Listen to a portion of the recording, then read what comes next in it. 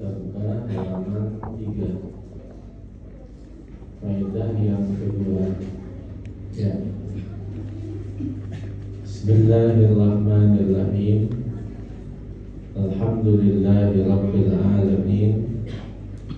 Wassalatu wassalamu ala sayyidina wa maulana Muhammad wa ala alihi wa sahbihi ajma'in, amma ba'd. Qala Syekhul Mu'allif rahimahullahu ta'ala wa adama naf'a bihi wa bi barakati 'ulumihi wa bikum fid dharain, amin. Qala radhiyallahu anna wa ankum. Qala radhiyallahu anhu wa an ba'dil 'arifina min ahlil yamani anna man qara'a min awwali suratid dukhani ila qawlihi ta'ala rabbukum wa rabbu abaikumul awwalina khamsa asyrata marratan bi awwali lailatin min sya'bana thumma dzakarallaha wa athna alaihi thumma shalla ala nabiyyi sallallahu alaihi wasallam miraran thumma sa'alallaha ma ahabba wa ikhtara min khairid dunya wal akhirati fa innahu sari'ul ijabati. Faidah yang kedua, wa an ba'dil 'arifina min ahlil yamani, dan dari sebagian wali-wali Allah dari negeri Yaman. Ada ulama Yaman bernama Al-Habib Muhammad bin Alwi Al-Maliki Al-Hadrami Asy-Syafi'i. Beliau menyusun satu kitab yang bernama Khamsu Mi'ati Sunnah min Sunanis Shalah ala madhabil Imam Syafi'i. 500 sunnah di dalam sholat menurut madhab al-Imam Asy-Syafi'i. Jadi sholat memiliki 500 sunnah. Pernah dengar sunnah sholat sampai 500? Gak bisa saya sebutkan.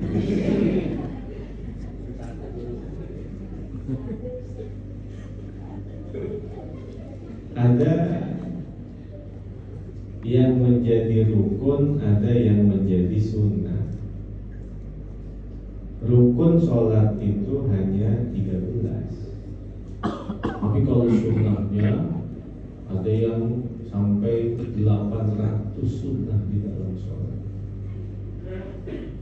Sedangkan rukun sholat itu hanya 13. Dari 13 rukun sholat itu terbagi kepada 4 bagian. Ada rukun qalbiyah, rukun hati. Yang kedua rukun fi'liyah, rukun perbuatan. Yang ketiga rukun qauliyah, rukun ucapan. Yang keempat rukun maknawiyah, rukun maknawi. Yang pertama rukun qalbiyah hanya satu, yaitu niat. Yang kedua rukun fi'liyah. Yang pertama rukun perbuatan itu berdiri. Yang kedua ruku. Yang ketiga i'tidal. Yang keempat sujud. Yang kelima duduk di antara 2 sujud. Yang keenam duduk tasyahud akhir. 6 rukun fi'liyah. Sedangkan yang ketiga rukun qauliyah, rukun ucapan, yaitu yang pertama adalah takbiratul ihram, yang kedua membaca Al-Fatihah, yang ketiga membaca tasyahud akhir, yang keempat membaca sholawat kepada Nabi, yang kelima salam. Yang keempat, rukun maknawi hanya satu, yaitu tertib. Rukun qalbiyah 1, rukun fi'liyah 6, rukun qauliyah 5, rukun maknawi 1. 1 tambah 6, 7 tambah 5, 12 tambah 1, 13. Itu rukun yang disebut dengan adalah yang apabila satu saja ditinggalkan maka tidak sah sholatnya.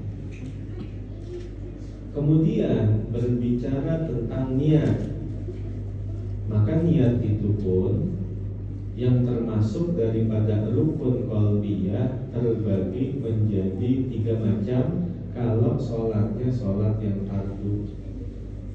Niat terbagi menjadi 2 macam kalau sholatnya sholat sunnah. Niat terbagi 1 macam kalau niatnya sholat itu adalah sholat nafil mutlak. Rukun niat, jika niat untuk sholat yang fardu, maka niat itu terbagi menjadi 3 macam. Yang pertama qasdul fi'li, yang kedua adalah ta'arrudul fardiyah, yang ketiga adalah ta'yin. Ini 3 rukun niat untuk sholat yang fardu. Kalau untuk sholat yang sunnah, rukun niat hanya 2. Yang pertama qasdul fi'li, yang kedua ta'yin. Yang ketiga, jika sholatnya itu adalah sholat nafal mutlak, maka rukun niat hanya 1, yaitu qasdul fi'li. Apa itu qasdul fi'li? Apa itu ta'arrudul fardiyah? Apa itu ta'yin? Rukun niat yang pertama jika sholatnya adalah sholat yang fardu adalah qasdul fi'li, hatinya membaca usolli. Yang kedua ta'arrudul fardiyah, menentukan kefarduannya, fardhu. Lalu yang ketiga ta'yin, menyebut nama sholatnya. Sholatnya sholat apa? Kalau seandainya dia bilang usolli fardhol maghribi, usolli itu namanya qasdul fi'li. Fardho namanya ta'arrudul fardiyah, al-maghribi namanya ta'yin. Itu yang baca adalah hati. Kapan? Saat angkat tangan takbiratul ihram, yang disebut dengan muqaranah qurbiyah. Ulama-ulama mutaakhirin memperkenalkan kepada kita muqaranah qurbiyah. Sedangkan ulama-ulama mutaqaddimin memperkenalkan namanya muqaranah haqiqiyah. Apa itu muqaranah haqiqiyah? Yaitu benar-benar pas tangan ngangkat, hati bilang usolli, mulut bilang Allah. Berat itu. Allah, pas Allah, tangan ngangkat, hati bilang usolli, mulut bilang Allah. Itu muqaranah haqiqiyah. Jadi harus pas bar itu sudah selesai usolli fardhol maghribi yang dibaca oleh hati. Tangan sedekap, hati bilang usolli fardhol maghribi, lalu mulut selesai mengucapkan bar. Itu muqaranah haqiqiyah namanya.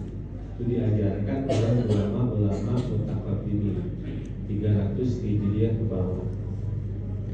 Sedangkan ulama-ulama mutaakhirin 300 Hijriah ke atas memperkenalkan kita dan memudahkan kepada kita, yaitu muqaranah qurbiyah. Gak mesti dari Allah, tapi di mana-mana tempat yang penting ada pada masa Allahu Akbar. Sehingga pas dia bilang Allah, nah Allah, huruf lamnya dipanjangin, hati baca usolli fardhal maghribi Allahu Akbar. Itu muqaranah qurbiyah. Jadi sholat jika adalah yang fardu, rukun niatnya 3: qasdul fi'li, ta'arrudul fardiyah, dan ta'yin. Sedangkan jika sholatnya adalah sholat yang sunnah, niatnya itu rukunnya hanya 2, yaitu qasdul fi'li dan ta'yin. Usolli duha, usolli tahajud, dan lain sebagainya. Usolli witra, usolli taraweh, itu udah cukup. Bagaimana seandainya dia bilang usolli sunnatal witri rakaataini makmuman lillahi ta'ala. Kalau makmuman atau dia menjadi imaman, setelah selesai takbiratul ihram, dia baru mengucapkan itu di dalam hatinya, boleh.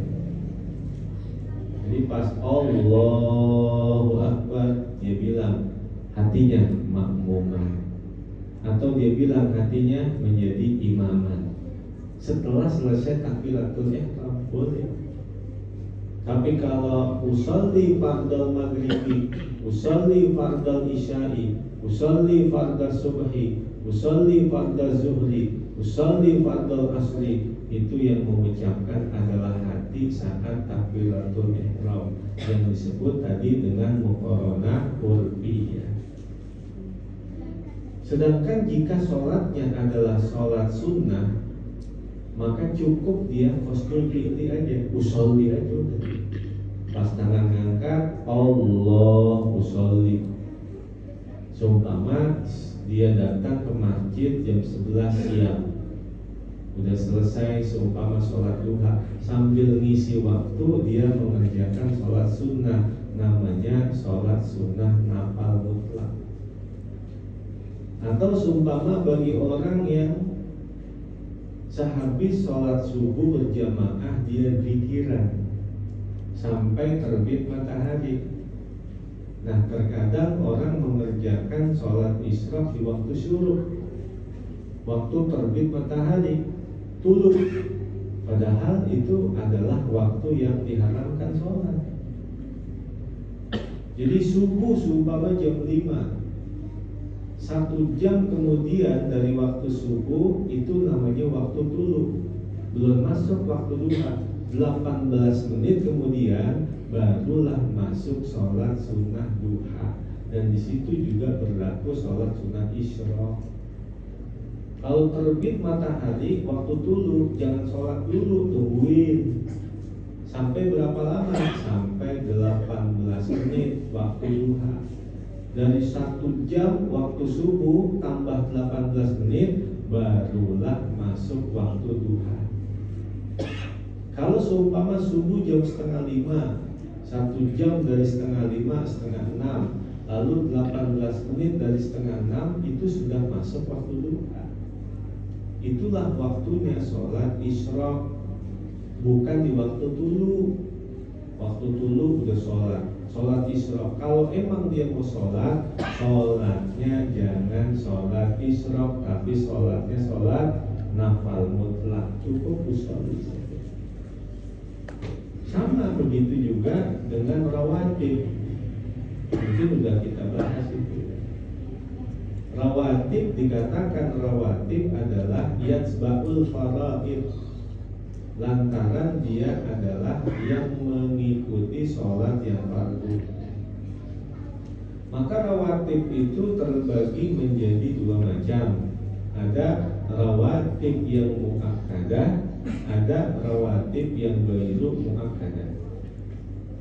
Kalau rawatib yang muakkadah artinya adalah allati wadabaha Rasulullah sallallahu alaihi wasallam wa lam yatrukha safaran wala hadaran.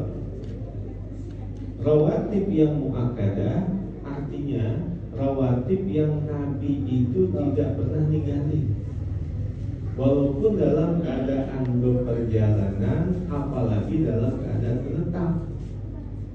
Dan rawatib yang muakkadah itu ada 10 rakaat. Yang pertama 2 rakaat sebelum subuh.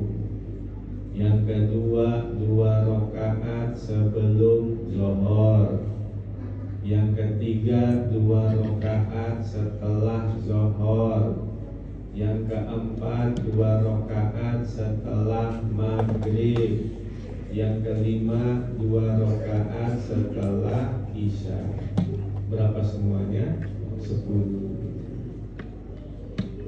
Bahkan seandainya kalau ada orang yang dia kesiangan sholat subuh, saking pentingnya rawatib, sebelum dia mengerjakan qodok sholat subuh, kerjain qobliyah subuh dulu, qodokan. Ada orang kesiangan bangun jam 8 belum sholat subuh, maka tetap dia dituntut untuk mengerjakan qodok sholat subuh. Dan bukan hanya sholat subuhnya yang diqodok, qobliyah subuhnya qodok juga. Jadi sholat qobliyah subuh dulu, usolli sunnatas subhi qobliyah. Mau dibilang kodokan nggak apa-apa, enggak juga nggak apa-apa. Usolli sunnatas subhi kodokan, Allahu akbar. Jadi selesai baru sholat subuh kodokan. Usolli fardhu subhi kodokan. Itu yang namanya rawatib muakkadah, yang sunnahnya sangat dikuatkan. Lalu ada rawatib yang ghair muakkadah, artinya lam yuwazibha Rasulullah sallallahu alaihi wasallam. Rawatib ghair muakkadah itu kadang-kadang Nabi ngerjain, kadang-kadang Nabi ninggalin. Dan rawatib yang ghair muakkadah itu ada 12 rakaat. 2 rakaat yang pertama 2 rakaat sebelum zuhur. Yang kedua 2 rakaat setelah zuhur. Berarti qobliyah zuhur 4, ba'diyah zuhur 4. Yang 2 rakaatnya qobliyah zuhur adalah muakkadah, yang 2 rakaatnya ghair muakkadah. Ba'diyah zuhur 4 juga. Yang 2 rakaatnya adalah muakkadah, yang 2 rakaatnya adalah ghair muakkadah. Jadi qobliyahnya 4, ba'diyahnya 4. Zuhur itu. Lalu 4 rakaat sebelum asar. Lalu 2 rakaat sebelum maghrib. Lalu 2 rakaat sebelum isya. Semuanya 12. Dan kaedahnya watajuzu antakunal qobliyatu ba'da fi'lil fardhati wa takunu adaan. Boleh mengerjakan sholat qobliyah setelah mengerjakan sholat fardunya, dan qobliyahnya itu tetap menjadi adaan, bukan qodokan. Kalau seumpama Bang Dadang masuk ke mushola udah sholat subuh, ya ikut sholat subuh. Qobliyahnya bagaimana? Ya ntar kerjain setelah selesai sholat subuh.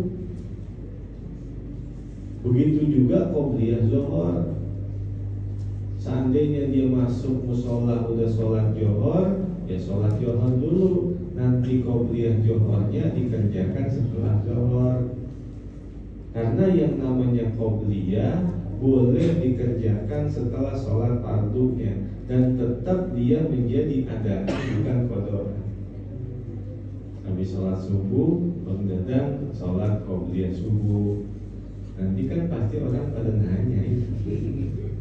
Nah, Bang Dadang kagak ada ba'diyah subuh. Gue lagi pengen ngamalin ilmu ini. Boleh sekali-kali. Boleh. Nanti kan orang jadi tahu, oh, yang namanya qobliyah itu boleh dikerjakan setelah sholat fardu. Itu catatan untuk qobliyah. Yang kedua, wala tajuzu antakunal ba'diyah qabla fi'lil fardhah. Sedangkan tidak boleh sholat ba'diyah sebelum sholat fardunya. Kalau ba'diyah nggak boleh dikerjain kalau dia belum mengerjakan sholat fardunya.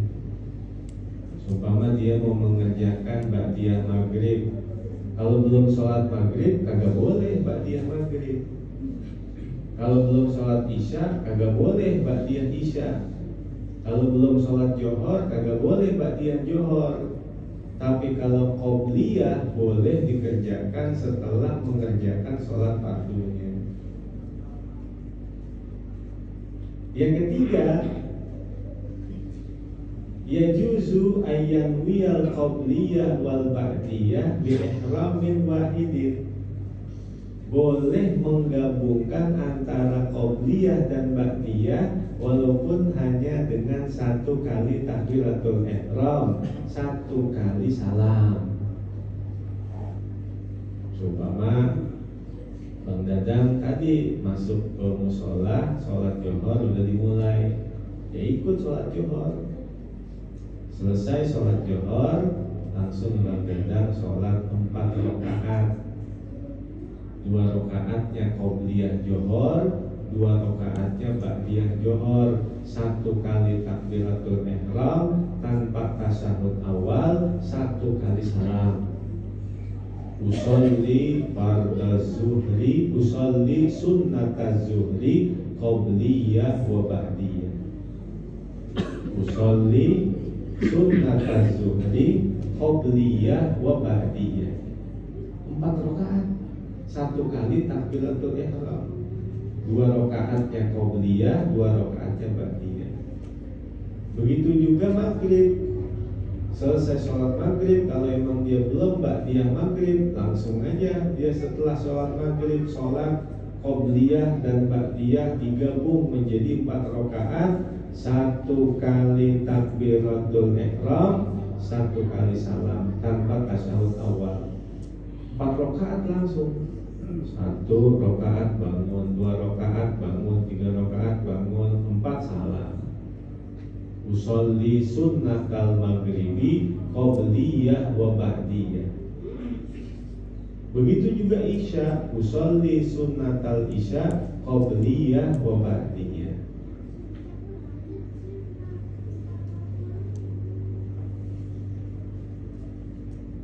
Wa an ba'dil arifina min ahlil yamani.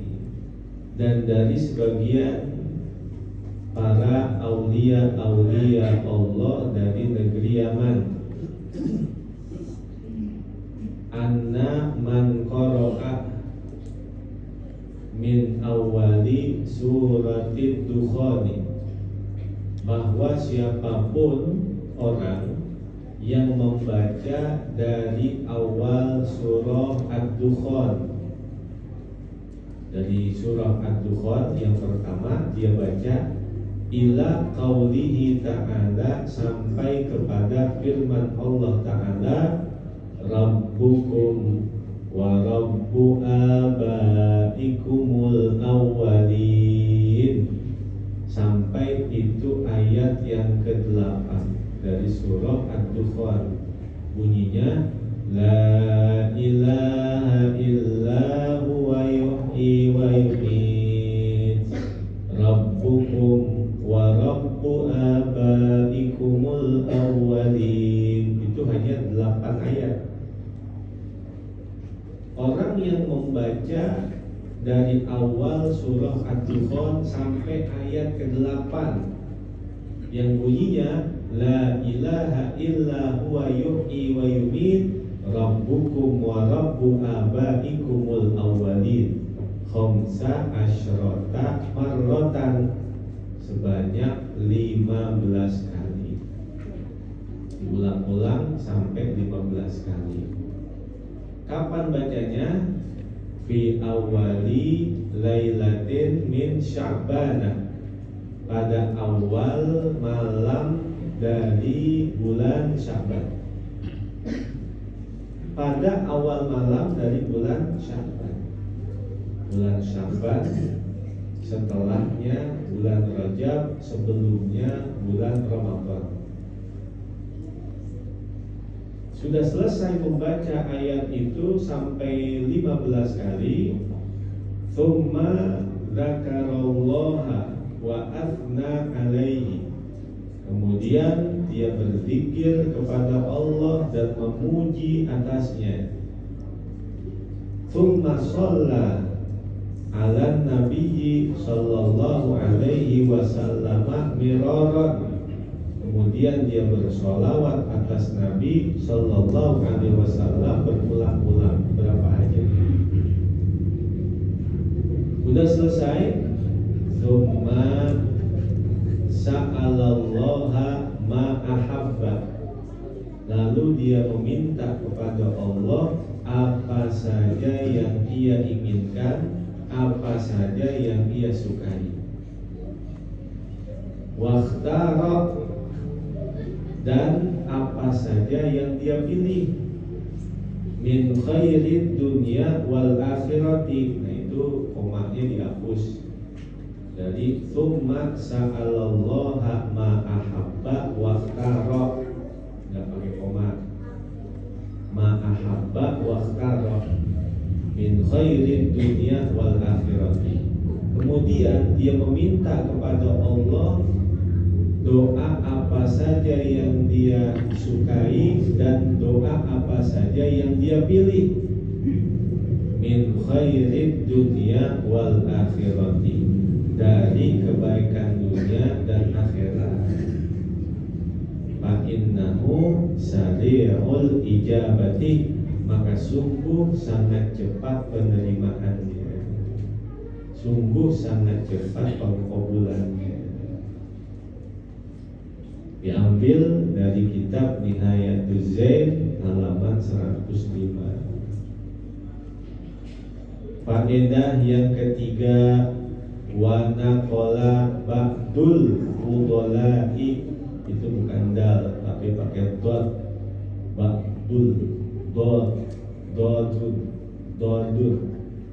Jadi lughah Baghdadiyah untuk anak-anak. Seumpama perkenalkan dulu alifun, baun,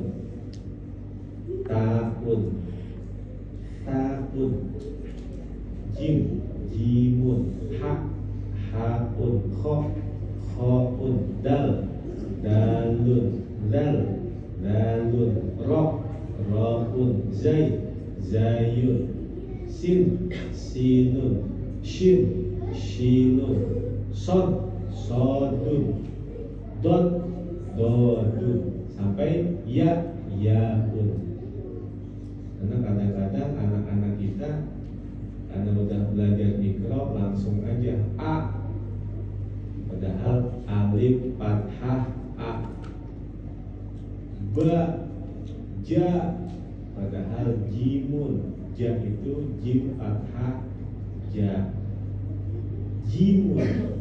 Jadi sebelum dia A, ba, ja, ha, sya, kenali dulu alifun, baun, taun, haun, jimun, khoun, sampai yaun, supaya dia benar-benar kenal dulu. Jadi Nabi Isa itu suatu hari sedang melewati satu perjalanan, melintasi satu kuburan, yang kubur itu sedang disiksa di dalam kubur. Enggak lama setelah Sayyidina Isa menyelesaikan hajatnya, lewat lagi ke kuburan itu dan sedang mendapatkan nikmat kubur.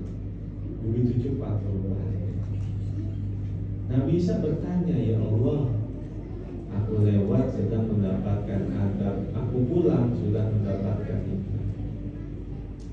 Maka Allah Subhanahu wa ta'ala berfirman, wahai Isa, ketahuilah annahu taraka waladan saghiran yata'allamu bismillahirrahmanirrahim. Dia setelah wafat memiliki anak kecil, yang anak kecilnya itu sedang mempelajari bismillahirrahmanirrahim.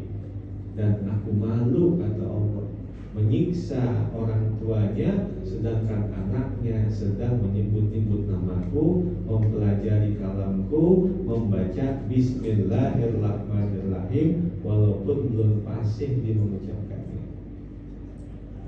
Nah, itu untuk orang yang belajar. Kira-kira bagaimana yang mengajar?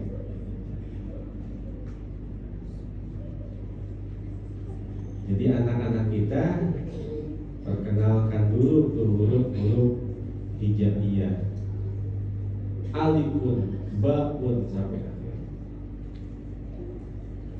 Wa naqala ba'du, nah itu pakai dot bukan pakai dal.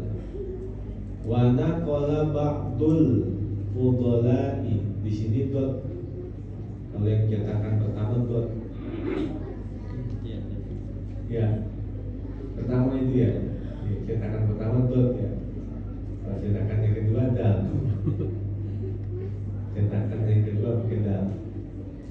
Wa naqala ba'dul fudolai. Yang baru, nah ini yang baru nih. Baru ya. Pakai dot. Itu yang lama pakai baru.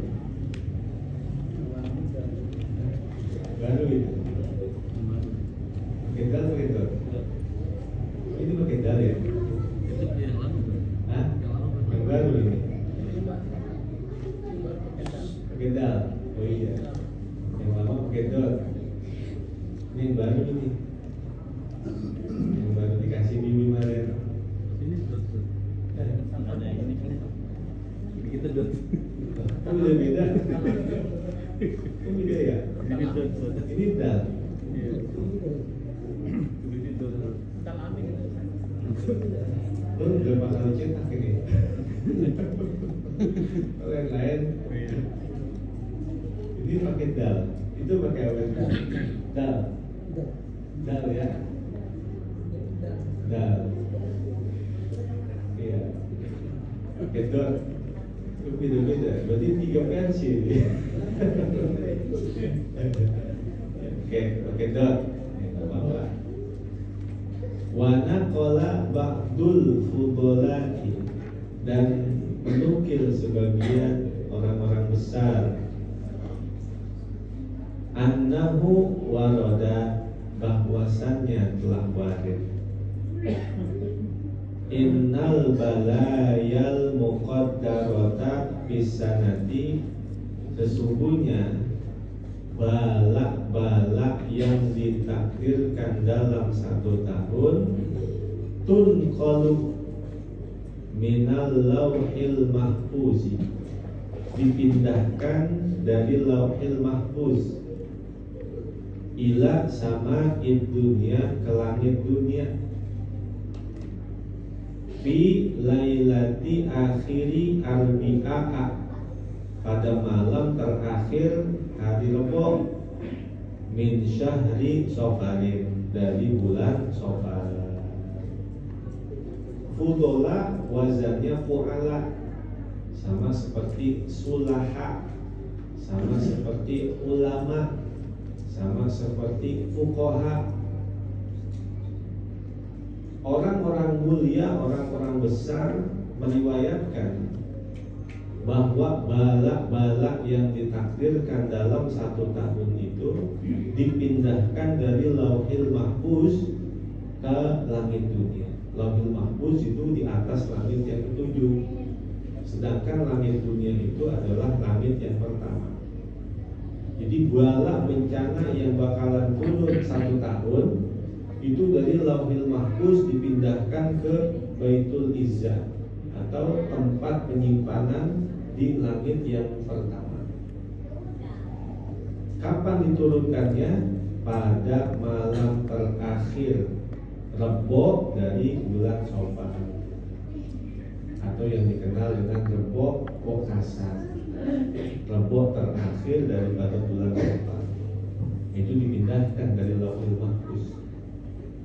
Jadi ada orang yang ahli ibadah sampai membuat kagum malaikat Jibril.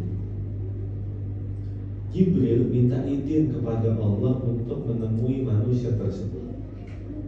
Kata Allah, jangan kau temui hamba itu sebelum engkau melihat takdirnya di Lauhil Mahfuz. Lihat dulu di Lauhil Mahfuz takdirnya dia. Ketika Jibril melihat di Lauhil Mahfuz, kaget. Kenapa? Karena ditetapkan orang ini bakalannya mati dalam keadaan su'ul khotimah dan menjadi orang yang bakal menempati neraka.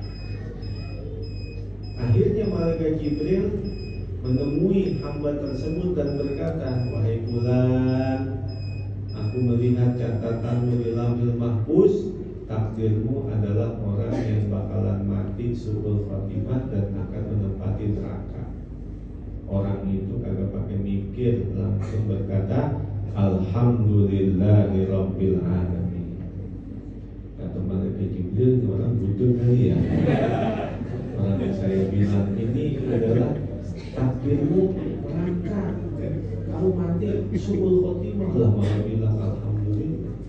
Aku sekali lagi ucapkan, wahai fulan, engkau akan mati dalam keadaan su'ul khotimah dan kau akan menempatkan neraka. Begitulah yang aku lihat di Lauhil Mahfuz.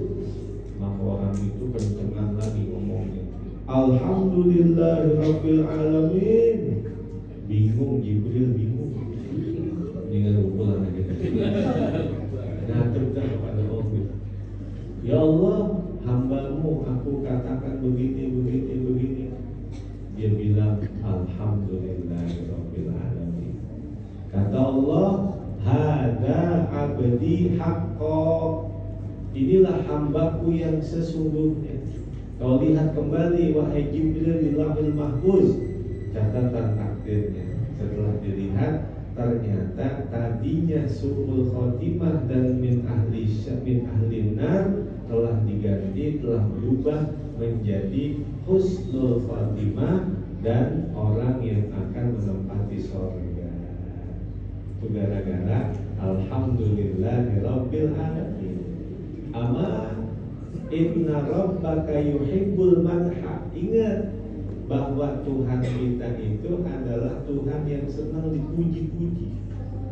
Itu diriwayatin iblis itu ribuan tahun ibadah kepada Allah, tapi sekalipun tidak pernah mengucapkan alhamdulillahirabbil alamin.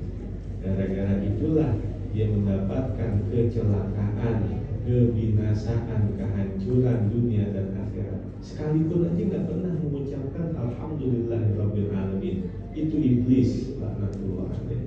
Sekali aja nggak pernah mengucapin alhamdulillahirabbil alamin. Kemudian wa inna man kataba hadhil ayatis sab'ah, dan sesungguhnya siapapun orang yang menulis 7 ayat ini fi ina'in, pada satu bejana, wa mahahunna bima'in wa syaribahu, lalu dia menghapusnya dengan air dan meminumnya.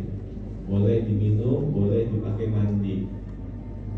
Lam yusibhu syai'un min tilkal balaya, maka tidak ada sesuatu pun yang akan menimpanya dari bala-bala itu semua. Wahia, dan inilah ayatnya, salamu qawlam mir rabbir rahim. 1. Salamun ala nuhin fil alamin. 2. Salamun ala Ibrahim. 3. Salamun ala Musa wa Harun. 4. Salamun ala Ali Yasin. Boleh dibaca Ali Yasin, keluarga Nabi Muhammad. Boleh juga dibaca salamun ala Ilyasin 2. Jadi ahli qiraat ada yang baca salamun ala Ali Yasin. Yasin itu nama Nabi kita. Ada yang baca salamun ala Ilyasin. Boleh dibaca dua-duanya. Salamun ala Ali Yasin, salamun ala Ilyasin. Kalau Ilyasin Nabi Ilyas, kalau Ali Yasin untuk keluarga Nabi kita Muhammad. Yang keenam, salamun alaikum tibtum fadkhuluha khalidin. Yang ketujuh, salamun hiya hatta matla'il fajr. Wahiyya sab'u salamatin. Dan semuanya itu adalah 7 ayat yang didahului oleh lafaz salam. Tumaqala wallahu a'lam. Bismillahirrahmanirrahim. Ya qadimal ihsan, ya daimal ma'ruf, ya kathiral khair, la ilaha illallah,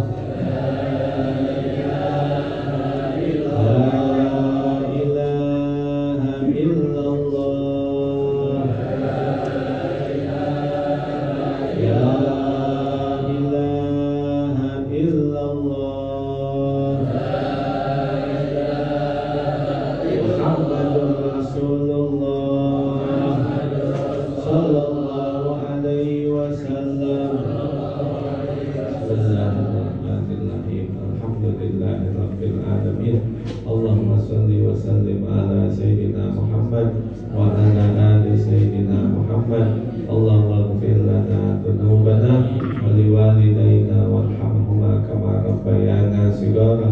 Allahumma aghnina bil ilmi wa zayyinna bil hilmi wa akrimna bil taqwa wa jamilna bil afiyah. Allahumma akrimna bi nuril fahmi wa akhrijna min dhulumatil wahmi waftah lana abwaaba rahmatik wa anshur alaina hikmatak ya arhamar rahimin. Allahumma maghfiratuka awsa'u min dhunubina wa rahmatuka arja indana min a'malina. Sallallahu ala sayyidina Muhammadin wa ala alihi wa sahbihi wa baraka wa sallam. Walhamdulillahi rabbil alamin.